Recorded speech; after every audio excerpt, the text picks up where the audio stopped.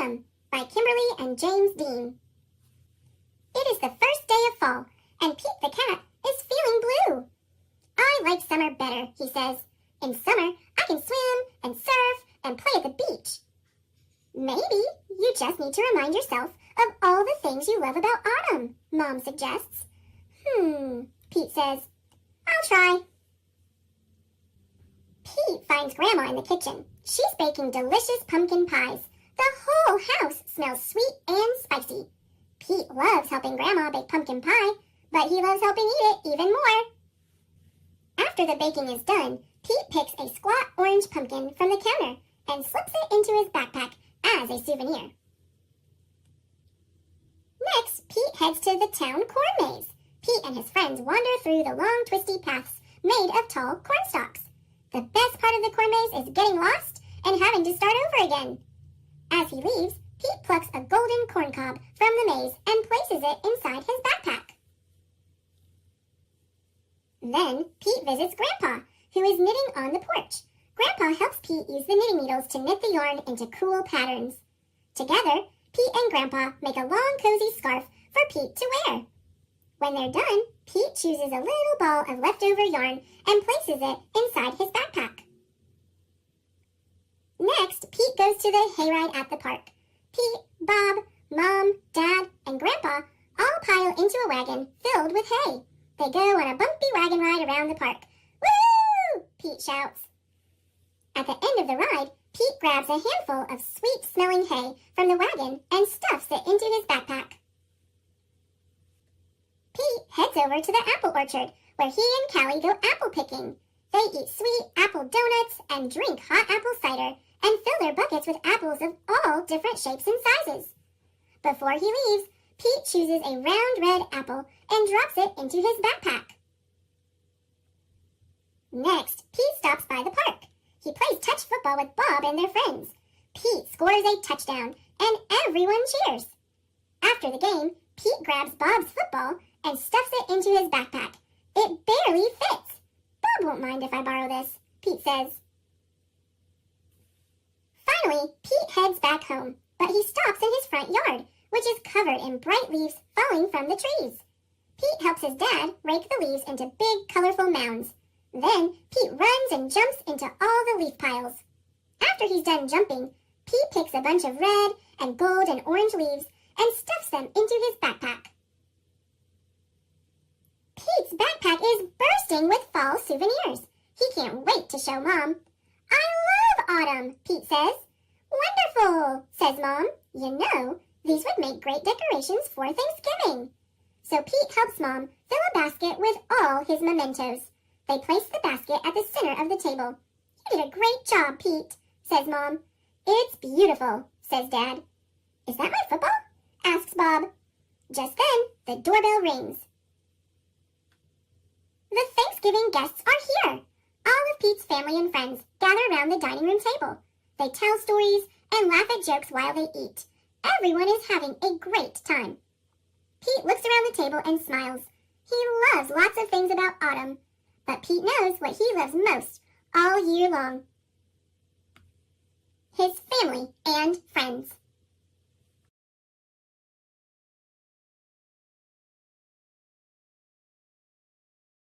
A Very Big Fall by Emmy Kastner. All the leaves had ever known was the sway and stretch and green of the trees. Then one day, the wind blew colder. And the leaves knew something different was in the air. I'm loving these crisp breezes, Birch said. Is this what flying feels like? Everything is perfect and I don't want anything to change, said Oak. No fair, said Maple. Those trees have apples. I want apples. This is just the beginning, you know, a squirrel chirped. Birch was curious. The beginning of what? Fall, said another squirrel. Fall? The leaves agreed that was a silly name for colder weather. It happens every year, the first squirrel explained. You'll start changing colors soon, and then... We change colors? Birch said, ready for adventure. But green is a very nice color to be, said Oak. Oh, squirrels think they know everything, Maple rolled her eyes. Although the squirrels had been right about rain and cats and tree houses, maybe they were right about this too. Turned out, Oak loved being yellow, and Birch was quite impressed with her bold new hue. But change wasn't quick for everyone. Maple thought Birch looked nice in orange, but was jealous of Oak's yellow, her favorite color. She was certain that at any moment she too would turn a sunny shade of... Nope, still green. She had to keep waiting her turn. Amidst the changes, the leaves were still leaves. They couldn't help but listen to conversations below. "Ooh!" squealed Birch. "Look! Pie!" "What's pie?" Oak asked. "I don't know, but I want some," Maple sighed. "You'll be able to hear better once you're on the ground," said one of the squirrels. "The ground?" The treetops erupted. "What? How fast will I go? We fall? That's too far down. What about the trees? Down there? I'm nervous and excited. No, thank you. Will it hurt? What if a friend isn't ready to fall? Can I go first?" The wind blew harder yet, and then it started to happen. For Birch, it was a joyous leap through the windy sky. Oak had more of a hesitant trip downward. "Am I close?" "Not really. Keep going," said Birch. Maple was still high in the branches, alone. She was not yellow. She was not falling. Impatient to join her friends, Maple yanked and pulled. "I'm not sure I'd be in such a rush to get down there," said one of the squirrels. "There are bottoms of boots and gutters. Oh, and dogs and rivers and rakes." Maple stopped tugging. But it was too late. Down, down, down she went. Somehow the world seemed bigger on the ground. Maple was telling her friends about the boots and the rakes when there was a sudden gust, then a whoosh. And the leaves were swept into a topsy-turvy swirl. "Is that a gutter?" Maple shouted. "That must be a rake," said Oak. "Do I smell pie?" said Birch. That's when they heard a whisper. "There you are! And met a someone!" She held Oak, Birch, and Maple close to her chest, because that's what you do with very special things. The girl listened closely. "See that? I'm a pirate," said Birch. "Can you draw me bravely carrying 10 leaves down the tree?" Oak asked. "You know, I always knew I'd be red," said Maple. And fall was new all over again.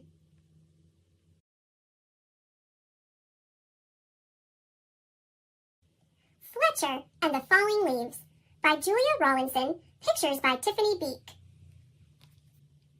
The world was changing. Each morning, when Fletcher bounded out of the den, everything seemed just a little bit different. The rich green of the forest was turning to a dusty gold, and the soft swishing sound of summer was fading to a crinkly whisper. Fletcher's favorite tree looked dull, dry, and brown. Fletcher was beginning to get worried. "I think my tree is sick," said Fletcher. "What's wrong with it?" his mother asked.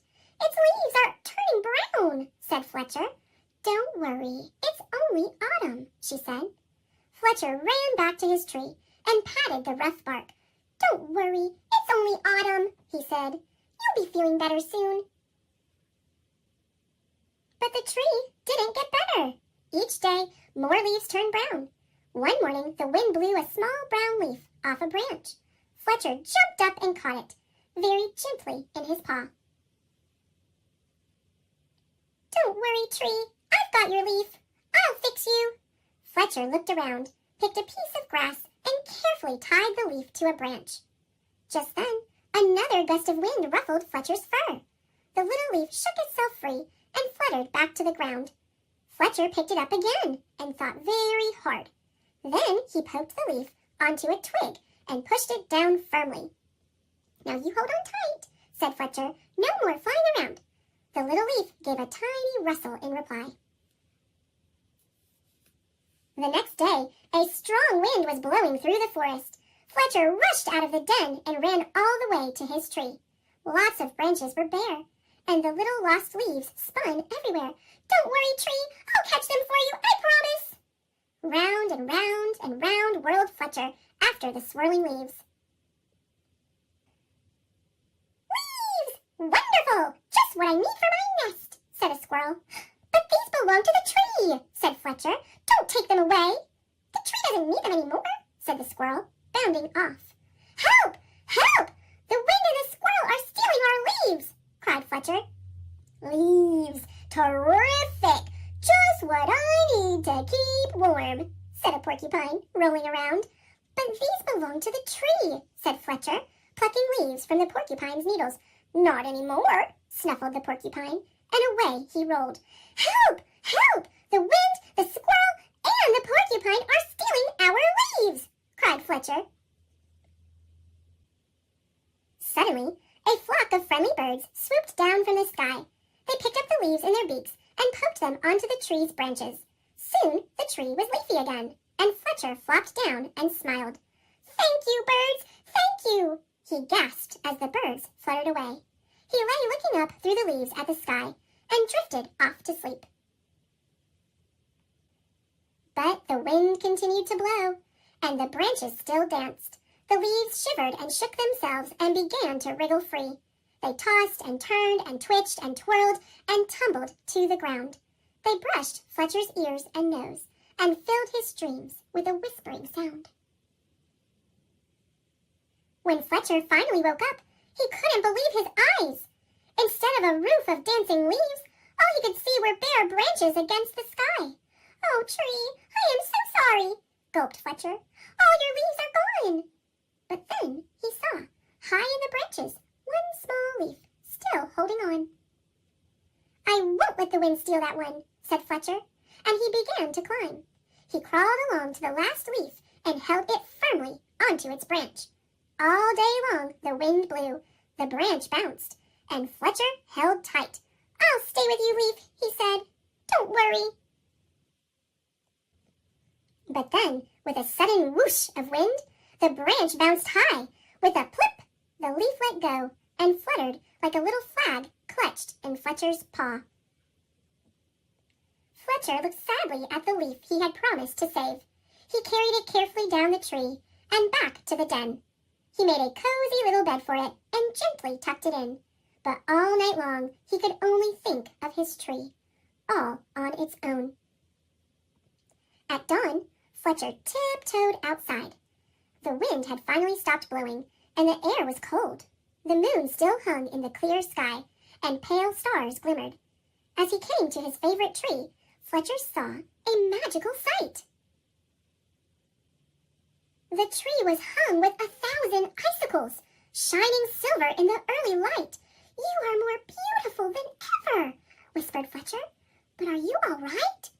A tiny breeze shivered the branches, making a sound like laughter, and in the light of the rising sun, the sparkling branches nodded. Fletcher gave his tree a hug. Then he went back to the den for a nice, warm breakfast.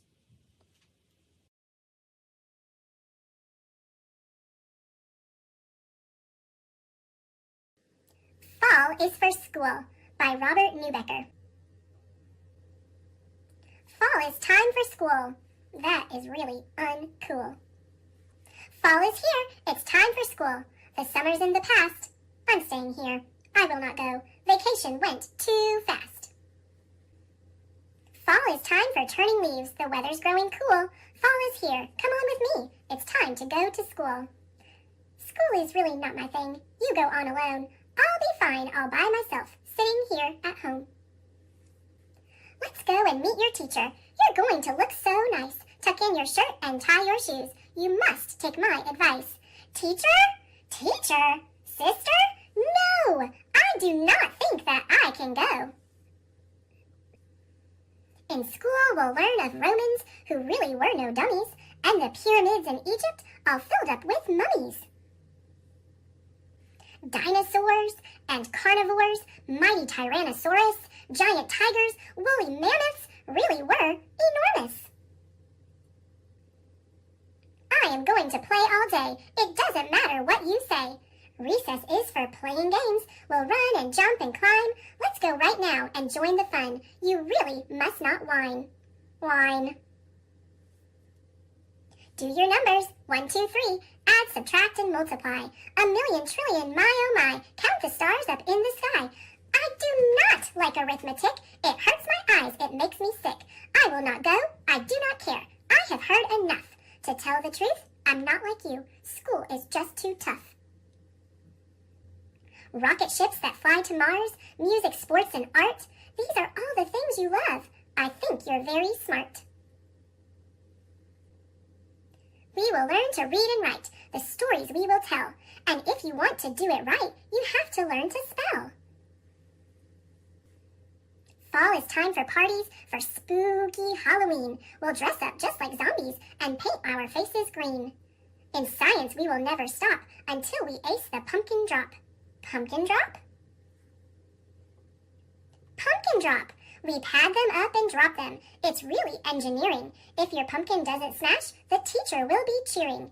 Is that something I can do? And everyone is going? Staying home day after day was getting kind of boring.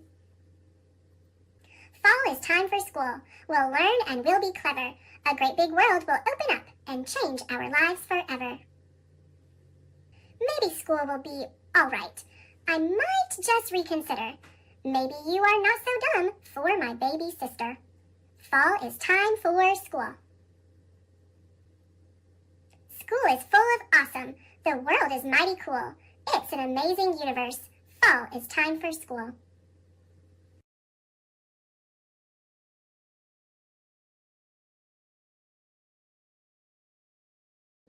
Acorn was a little wild. Written by Jen Arena.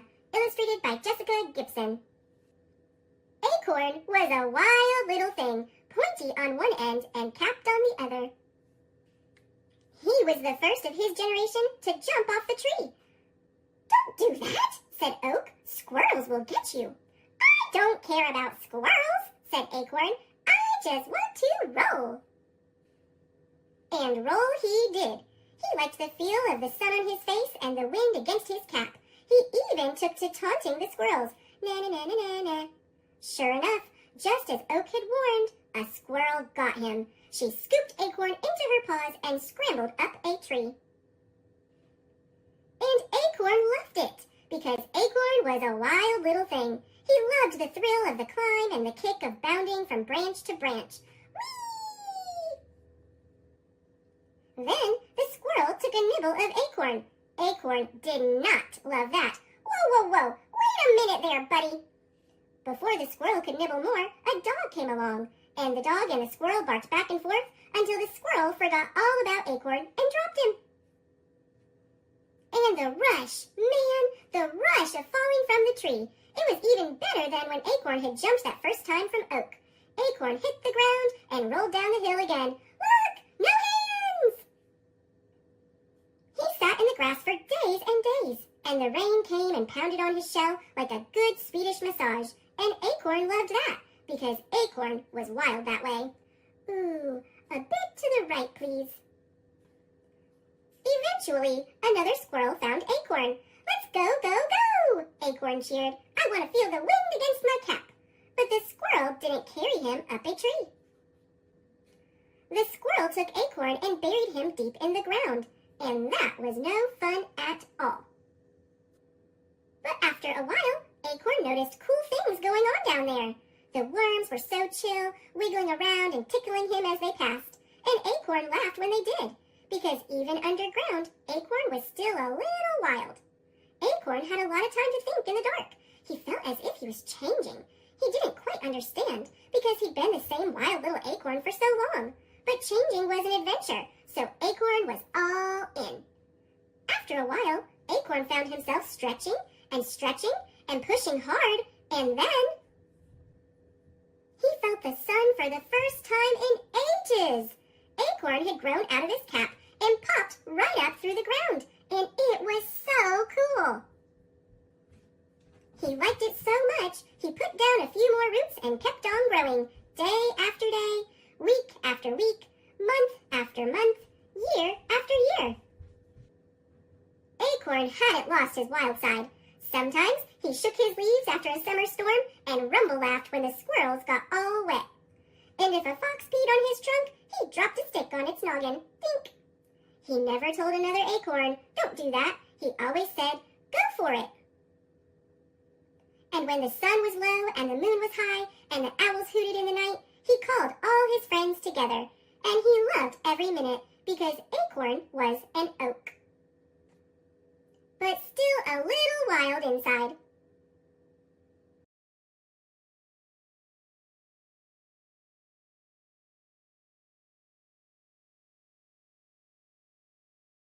The Very Last Leaf by Steph Wade, illustrated by Jennifer Davison.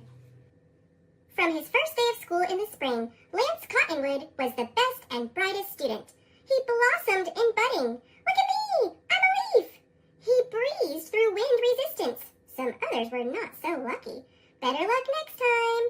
He was a breath of fresh air in Photosynthesis 101. Don't you just love the taste of sunlight in the morning? He passed pigment changing with flying colors. "Yellow, everybody! How do you do?" During his last class of the autumn semester, Lance began to worry about his final exam. The test would take him from the top of his sturdy tree to the grass down below. The other leaves couldn't wait to take the leap, but Lance Cottonwood didn't feel that way because Lance Cottonwood was afraid to fall. Lance was jealous of his neighbor Doug Fir. Doug was an evergreen, and evergreens didn't have to fall. Doug got to sit on his branch and feel the cold, wet snow on his face all winter long. But Lance was a cottonwood, and cottonwood trees are deciduous. They lose their leaves in autumn, so Lance was expected to fall like all the other lance-leaf cottonwood ancestors who came before him. When autumn arrived one by one, other students let go and floated to the ground below. But Lance was comfortable at the top, and that was where he would stay. No one expected him to be scared, so Lance made up excuse after excuse, saving the best for last. Ladies first. I have a bit of a cough today. But Lance couldn't trick them for long. As leaf after leaf passed the final test, they started to talk. "I guess he's not good at everything. He's a scaredy leaf. He's too yellow to be an evergreen." Cool days turned into colder nights, and Lance decided he was going to beat the odds. He would stay on his tree all winter, just like Doug. "It looks like we're going to be best friends." By the end of the week, Lance was the only one left on the tree. Lance's teacher knew he was worried, but she also knew he would be okay. "It's okay to be scared, Lance. I'm here to help you through this." Lance thought about why he was scared. He was terrified of landing in a gutter or getting stuck on a windshield. Or worst of all, falling where the dog did his business. After talking about his worries, Lance felt a little better, and when he looked down again, things didn't look so bad. Some kids had made a leaf pile to jump into. Other kids were collecting leaves for crafts. Lance's friends were happy. They were safe, and they looked like they were having fun. Lance knew it was time to take the leap. Lance's teacher assured him he could do it.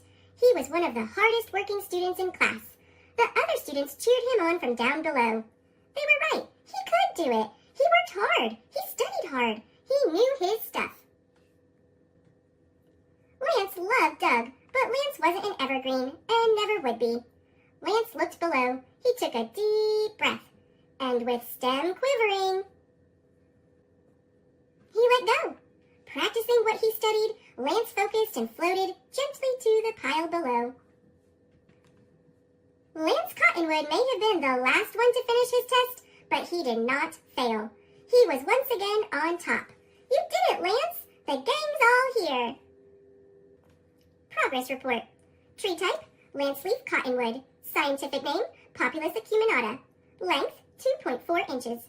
Classes, budding. Each leaf is expected to grow from a small bulb-like projection on a branch into a leaf.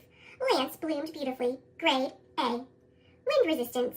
Having strong wind resistance helps a leaf stay on its branch until it's time to fall. Lance used his strength and focus to overcome strong wind gusts every day. Grade A. Photosynthesis. In this process, a plant uses sunlight to create its own food. Chlorophyll, which is the dark green cells in leaves, helps create glucose. Glucose is a yummy snack for the whole tree. Lance happily soaked up sunlight on a daily basis. Grade A. Pigment changing. Each leaf must change color in autumn. When a leaf begins to lose its chlorophyll, it loses its green color and shows some of the other colors that have been hiding the whole time. Lance was the first to change color and was very encouraging to the other students. Grade A. Falling. Leaves fall from the trees in autumn to help prepare the tree for winter. A leaf falls when it is no longer needed to make food for the tree.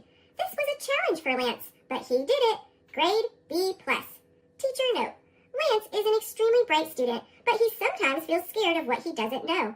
After recognizing his fear of falling, Lance and I worked together by addressing what made him scared and discussed possible outcomes.